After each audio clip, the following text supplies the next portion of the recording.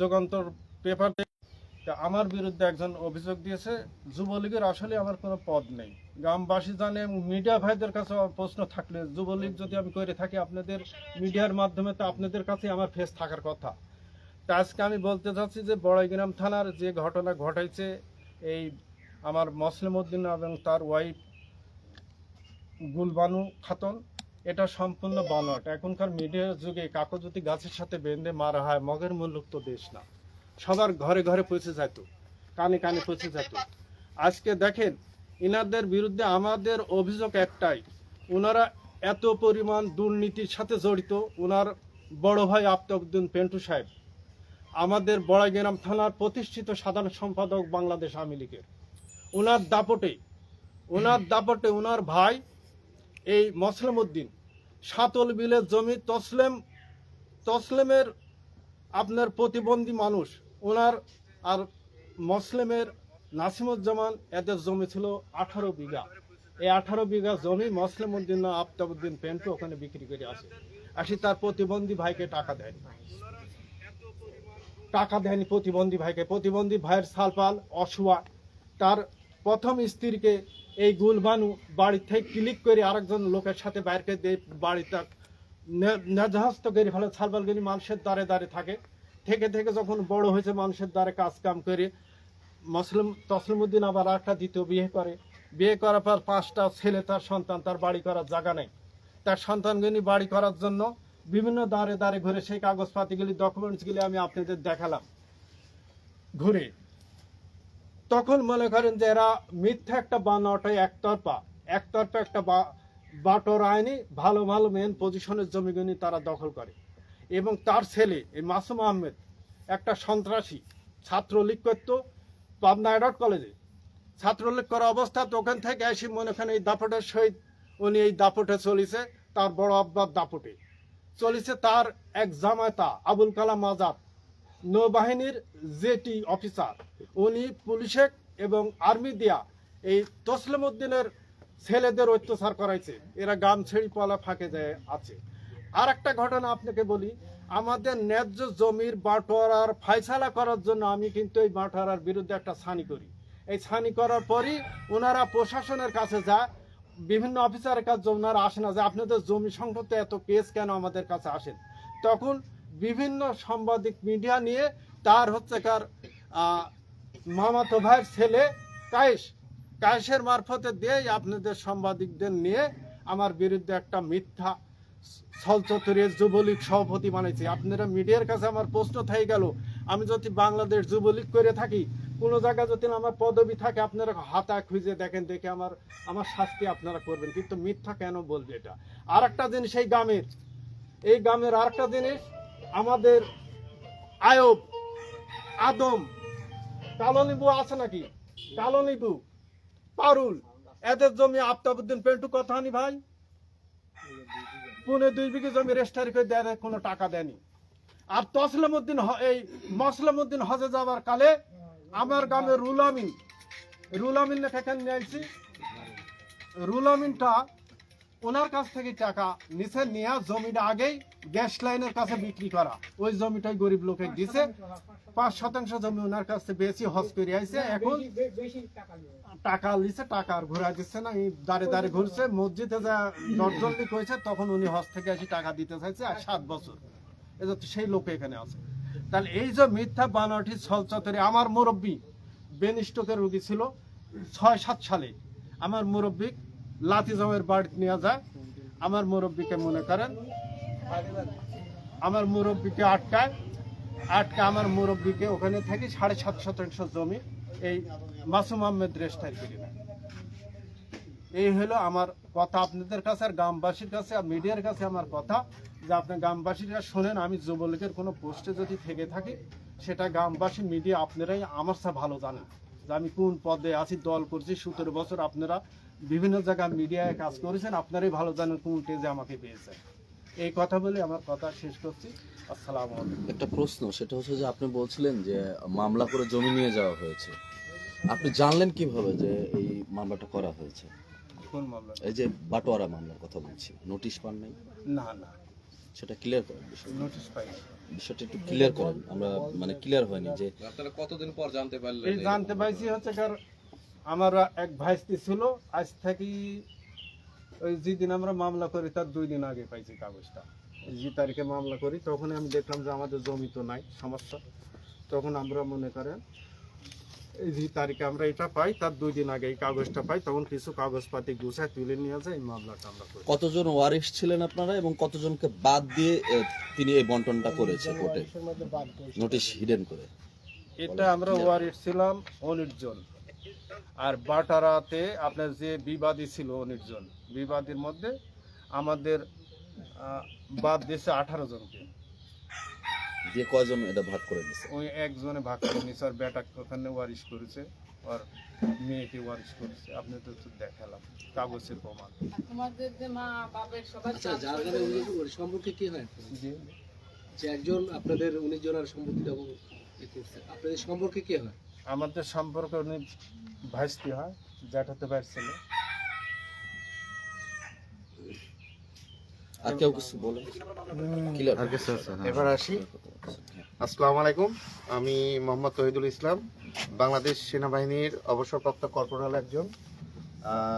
আমার বাবা মোহাম্মদ তসলিম উদ্দিন মন্ডল, যিনি হলো মানসিক প্রতিবন্ধী এবং প্রায় 8 মাস হবে, 1 বছর হবে উনি মাজা ভেঙে একদম বিছনাগতি। আপনারা পারলে সবাই গিয়ে তার ছবিটাও নিতে পারবেন, উনি এখানে আসতে পারবেন, একদম বিছনাগতি 1 বছর ধরে।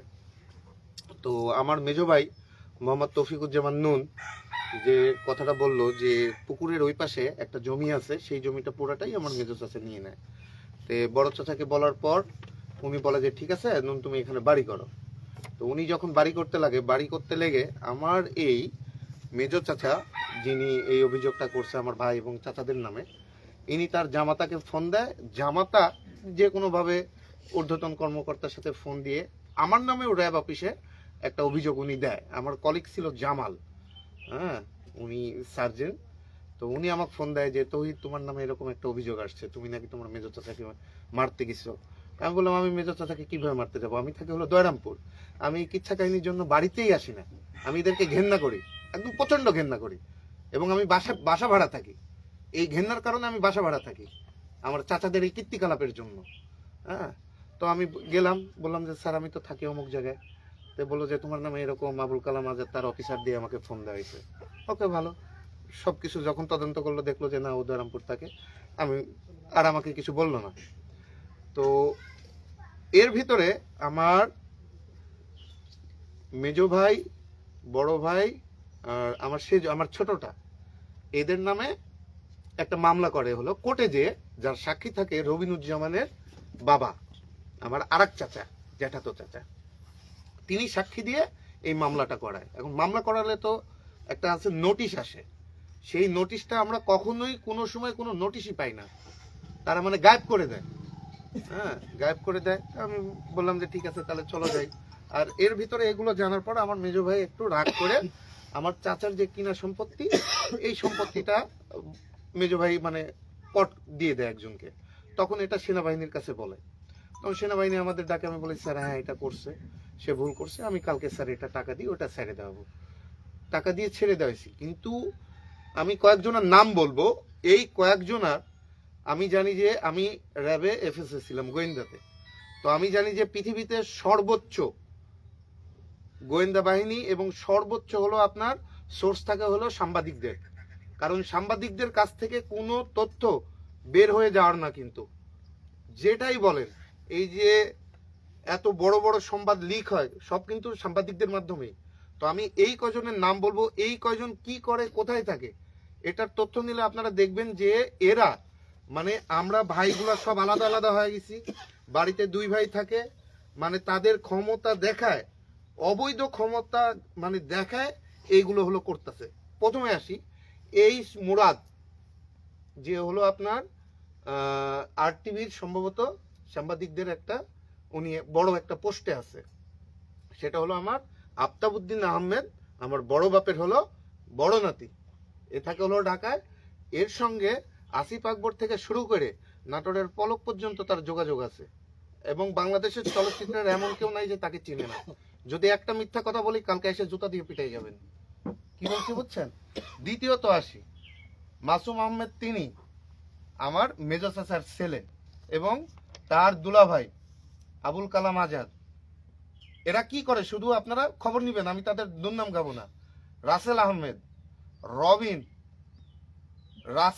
রাশেদুজ্জামান, এদেরকে আপনি খোঁজ নিবেন যে এরা কত বড় চিটার না বাটপার না ভালো মানুষ, আমি আর বলবো না। আর আমার বাবা যে আজকে 8 মাস 1 বছর যাবত পড়ে আছে, যদি আমার কথা বিন্দু পরিমাণ মিথ্যা কথা হয়, আপনারা এখন যান বাসায় যাই আমার বাবাকে দেখে আসেন। এবং এরা আজ পর্যন্ত সঠিক অর্থর হিসাব আমার বাপকে দেয়নি, আমাকে দেয়নি, আমার কোনো ভাই কাউকে দেয়নি। কারণ এটা করছে কি জানেন? আবার একটা কথা বলি, আমার বাবার 2 বউ সেনাবাহিনীর কাছে বিচার দিছে, বিচার দিয়ে বলছে স্যার ওর কিন্তু আমার ছোট ভাইয়ের হলো 2 ভাই, ওর হলো সৎ ভাই নিয়ে আসবে। আমরা 5 ভাই তো এক, আমরা 5 ভাই এক।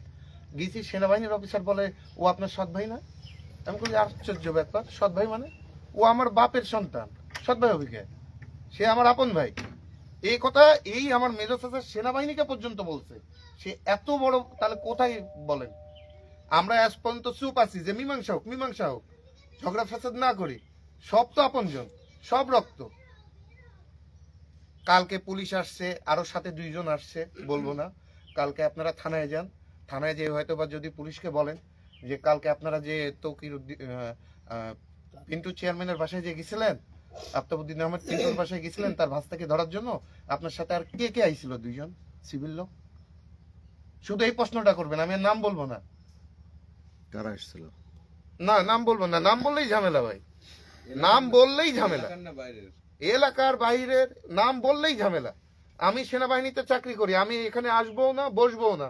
আমার ফ্যামিলি সব সেটেল হলো দরামপুরে, আমার ফ্যামিলি সব সেটেল দরামপুরে। কিন্তু আজকে আসছি এই কারণে যে যেহেতু রক্তের ভাই, ছোট 2 ভাই, ছোট 2 ভাই আজকে পালায় আসছে, পালায় বেড়াচ্ছে। আজকে ছোট 2 ভাইরাও এখানে আসার কথা। হ্যাঁ, আমি যে কোনো কাজ করতে করতে ওইভাবেই চলে আসছি, সময় পাইনি, রেডি হতে। এখন কি চাচ্ছেন আপনারা? এখন চাচ্ছি যে এই তাদের সংবাদ সম্মেলন, আমাদের সংবাদ সম্মেলন, সবাই একসাথে বসেন, বসে তাদের ফ্যামিলি আসুক, আমাদের ফ্যামিলি আসুক, সবাই একসাথে বসুক, বসে সত্য মিথ্যা কোনটা পুরো বাংলাদেশই তো দেখবে, দেখুক, আমরা রাজি।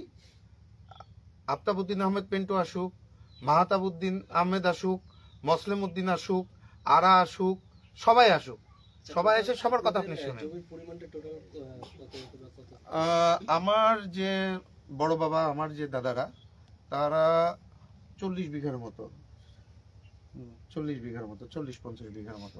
এর ভিতরে আমার বাবা সব থেকে অবহেলিত। তারা এমন কাজ করছে, আমার মাকে যখন তাড়ায় দেয়, যখন আমার ছোট মা আসে, আমার এই বড় চাচা করছে কি জানেন? জমি একটা বিক্রি করছে, টাকা আমার কাছে আছে, কাক পড়াচ্ছি, ননেক পড়াচ্ছি, কাক পড়াচ্ছি, তৈরেক পড়াচ্ছি। হ্যাঁ, কি করতিস ভাই? আজকে হলো আমার ঘরে চাউল নাই, আচ্ছা ঠিক আছে এই 1000 টাকা নিয়ে যাও, 1 বস্তা চাউল কিনে নাও। এভাবে ভাবে পুরো টাকা শেষ, তোমাদের টাকা শেষ। কিন্তু কয় টাকা পাইছি আজ পর্যন্ত হিসাব দেয়নি। যদি একটা মিথ্যা কথা বলি, আফতাবউদ্দিন আহমেদ পিন্টু আছে, যান জিজ্ঞেস করেন, এখনো আছে। মসলিম উদ্দিনই তো আছে, তাদেরকে ডেকে আনেন, দেখেন কলিজা আছে কিনা। আপনার নামে যেদিন অভিযোগটা করা হয়েছে, আপনি বলছেন আপনার হয়রানিমূলক মামলা দেওয়া হয়েছে, ওই দিন আপনি কোথায় ছিলেন? যেদিনের ঘটনা বলেন, ওই দিনে কোথায় ছিলেন? ছিলাম হচ্ছে করে যে এভার কেয়ার হসপিটালে, বললাম যে এভার কেয়ার আমি ট্রিটমেন্টের জন্য গেছিলাম আগে। কিন্তু এর আগে যে 23শে নভেম্বরে যে বিষয়টা আসছে এখানে, যে ওইখানে আপনি 22শে নভেম্বর গাছের সাথে মসলিম উদ্দিনকে বেঁধে মারপিট করা হয়েছে এবং গত 12 দিন ধরে সে গৃহবন্দী অবস্থায় ছিল। এর জন্য আপনারা কি দায়ী? এই বিষয়ে আপনারা কি বলবেন? এটা সম্পূর্ণ মিথ্যা। আপনার কাগজপাতি দেখেন, সম্পূর্ণ মিথ্যা। বানোয়াটিরা যখন কোনো প্রশাসনের কাছে যার প্রশ্রয় পায়নি, তখন আপনার মিডিয়া এনে একটা ঘরে, ওরা তো এমনি 2 জন বাড়িতেই থাকে আর ছেলেরা তো বাইরে থাকে। আচ্ছা, আমার একটা প্রশ্ন ছিল, আপনি বলতেছেন যে আপনারা এখানে ছিলেন না, তো আপনাদের অনুপস্থিতিতে এই এলাকার কেউ বা আপনাদের কেউ কি তাদেরকে বাঁধে রাখছিলেন? না না না না, আমাদের চোখে পড়েনি এবং গ্রামবাসী করতে পারবে না। না, ওই যে পাশের যে ভাই, ওনার বাড়ি সম্ভবত ওই পারে।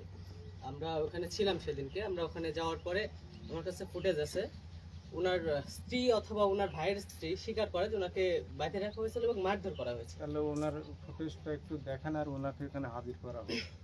হ্যাঁ, আমার কাছে ফুটেজটা আছে। আর একটা কথা বলি, বেঁধে রাখার ফুটেজ এখানে আছে? আমার না, না, না, এখানেও না। স্বীকারোক্তিমূলক ফুটেজ আছে। স্বীকারোক্তি বাদ। তোমার যা আচ্ছা, এখানে ভাই আচ্ছা এখন কি এখন সব মিলে আপনারা উনি কে একটু পরিচয় দিতে আসসালামু আলাইকুম। জি আমার হচ্ছে আমার ভাই, সব ঘুরে দেন।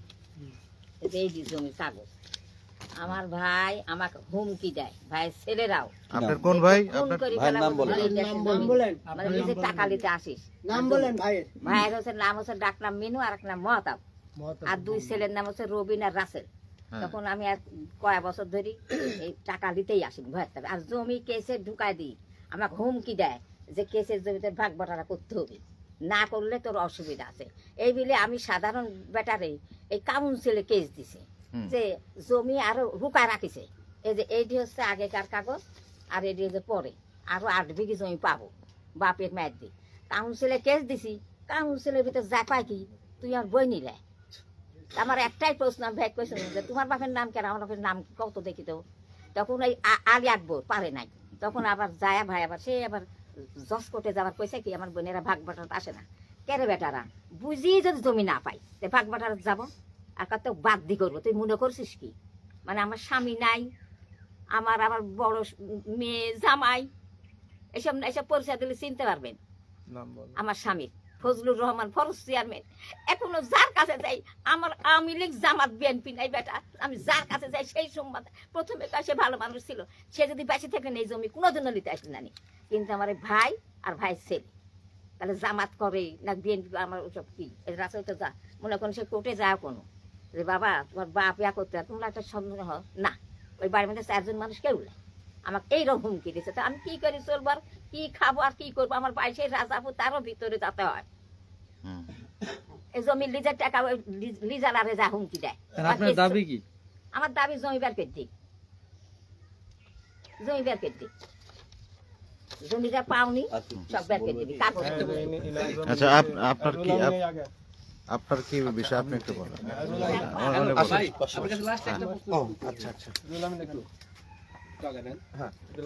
আপনার কাছে যখন যে অভিযোগটি পুলিশ বা থানায় করে তদন্ত করে আপনার যে বন্ধু আপনাকে ফোন দেয়, তারা বা আপনার সেনাবাহিনীকেও মনে হয় ফোন দিয়েছিল আপনাকে, ওরা তদন্ত করার পর দেখলো যে এটা ভুয়া বা মিথ্যা, তারপরে প্রশাসন থেকে কোনো ব্যবস্থা নিয়েছিলেন কিনা বা তারপরে এটা কি? একটা জিনিস আমি বলি, আমরা যখন এখান থেকে সেনাবাহিনীর অফিসে গেলাম, আমরা পুরো আমার মেজো চাচা, তারপরে আমার এই দাদার ছেলে রাশিদুজ্জামান, আমাদের রোকন ভাই ছিল, সবাই যখন গেলাম, যাওয়ার পর আর্মি ক্যাম্পে গেলাম, যাওয়ার পর উনি বললো, স্যার বললো যে তহিদ এটা তো ঠিক করো নাই, হ্যাঁ তোমার চাচার কিনা সম্পত্তি তোমরা এইভাবে কোর্টে দিছো, তো এই জমিটা কালকে তোমরা ছেড়ে দিবে। আমি বললাম যে স্যার ঠিক আছে, ওকে ছেড়ে দিব, এটা অন্যায় করছি, যেটা অন্যায় করছি স্বীকার করব, কিন্তু যেটা অন্যায় করিনি সেটা তো স্বীকার করব না।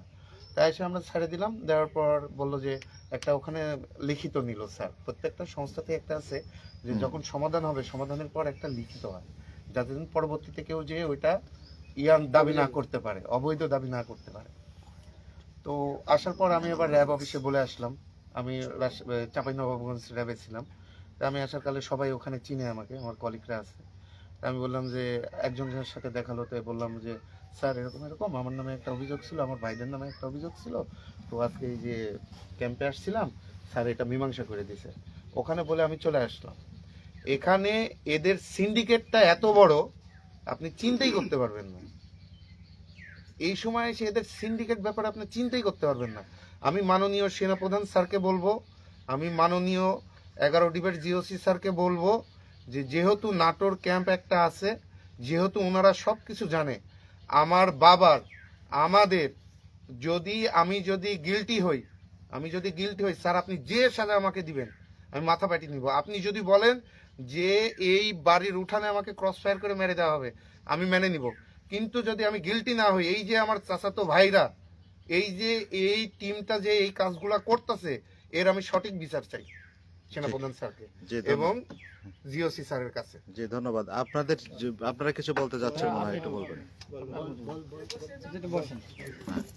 বলেন। আমি প্রথম ওর জমি আমি কিনেছিলাম মুসলিমের থেকে, বুঝছেন, হ্যাঁ মুসলিমের থেকে। নাম বলো তোমার নাম।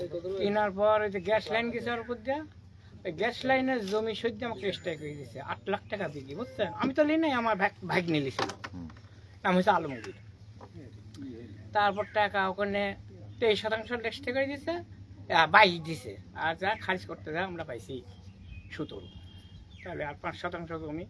পরে আইসি আমি বললাম, দেখেন এত টাকা 75,000 টাকার মতন বেশি নিলেন, আমার টাকা করে দিতে হবে।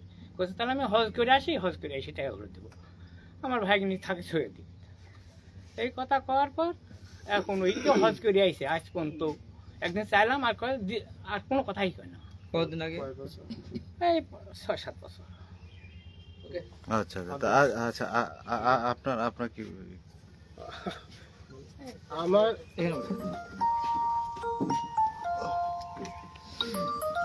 আমার বলা বক্তব্য তো সেরকম না। আমি তখন ছোট, মোটামুটি ধরেন 71-এর পর 71-এ আমার আব্বা মারা যায়। তো এনারাই আমার গোষ্ঠীর লোক, আমার চাচাতো ভাই পিন্টু ভাই, আমার এই জায়গা জমি এনারাই সব কিছু ইয়া করতো।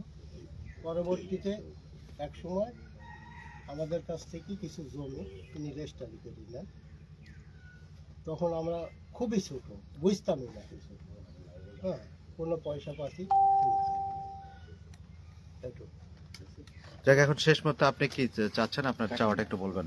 হ্যাঁ শেষ মুহূর্তে আমি বলতে চাচ্ছি আপনাদের মাধ্যমে যে আমার যে যুবলীগ সভাপতি এখানে পদ দিচ্ছে, এটা আপনারা যাচাই বাছাই করে গ্রামবাসী এবং আপনার মিডিয়ার কাছে আমার প্রশ্ন। আর আরেকটা কথা, যে আমাদের সম্পত্তি আমরা শান্তির লক্ষ্যে সুষ্ঠু বাটারা কোর্টের মাধ্যম দিয়ে আনবে এবং সবাই বাটারাতে অংশগ্রহণ থাকবে, এটাই আমি করার জন্য সানিটা করেছি, যাতে সবাই ন্যায্য পাওনাটা, এই বনটা পাক, আমিও পাই, আমার ভাই ভাইস্তি সবাই পাক, যাতে ন্যায্য পাওনাটা আমরা পাই, যাতে আমরা সবাই নিয়ে শান্তি বসবাস করতে, যাতে বড়রা পারেনি, এই জন্য আমি এই সানিটা করেছি। তা আপনার এই পথে কি কেউ বাধা হয়ে দাঁড়াচ্ছে? এখন এই যে এইভাবে আপনার একের পর হয়রানিমূলক কাজ করে বেড়াচ্ছে, আপনার রাত্রে প্রশাসন আসতেছে, নিউজের কাগজটা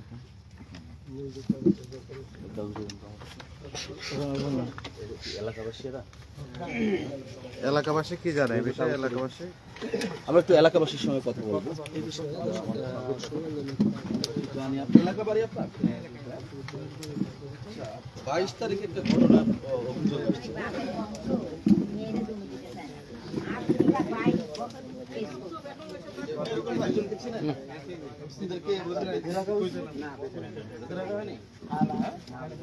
ওনার বাড়ি কোথায়? এখানে বাড়ি? ওনাকে বেঁধে রাখছিল কি? না, বেঁধে রাখেনি। আপনার কি মনে হয়, উনি কি গুম হয়েছিলেন? না, ঘুম হয়নি, বাড়িতে আসলে। আপনার কি নাম? হ্যাঁ, আমার নাম মোহাম্মদ আব্দুল গনি। আপনি কি বলতে চাচ্ছেন এটা মিথ্যা নাটক? হ্যাঁ রে মিথ্যা। মিথ্যা নাটক? হ্যাঁ হ্যাঁ রে মিথ্যা। আচ্ছা, আমরা আরো কিছু এলাকাবাসীর কাছে জানবো। এই মুসলিম এই যে মুসলিম মুসলিম তার স্ত্রী। কাকা, আপনার বাড়ি কি এখানে? হ্যাঁ, কি নাম আপনার? আমার নাম ওয়াহিদ। আচ্ছা, মুসলিম উদ্দিনকে 22 তারিখ বৃহস্পতিবার সেদিন কি কেউ বেঁধে রাখছিল? এটা তোমার জানা নাই। এই যে এদেরকে চিনেন? আমি এখানে মানুষ চিনি, হ্যাঁ, আমি আজকেই আইছি। আজকে আসছেন? এতদিন ছিলেন না এলাকায়? এলাকার না, খুব বাইরে থাকি আমি। আপনি বাইরে থাকেন, এলাকায় ছিলেন। আপনি এলাকায় থাকেন? হ্যাঁ, এই দুজনকে চেনেন? কি নাম এনাদের? মুসলিম আর ইয়া আর বইয়ের নাম আমি জানি না। আচ্ছা, এদেরকে কেউ বেঁধে রাখছিল? আমি দেখিনি স্যার, কখনো দেখেননি? কখনো দেখিনি। পারলে আপনি কি বলতে চাচ্ছেন, এটাকে যে নিউজে আসলো, মামলা হলো, এটা কি মিথ্যা? না, এটা মিথ্যা সত্যি আমি কিছুই বুঝতে পারবো না। আমি ভ্যান বয় খাই, গরিব মানুষ। আমি আই শুনলো যে আরে বাইরে মারছে।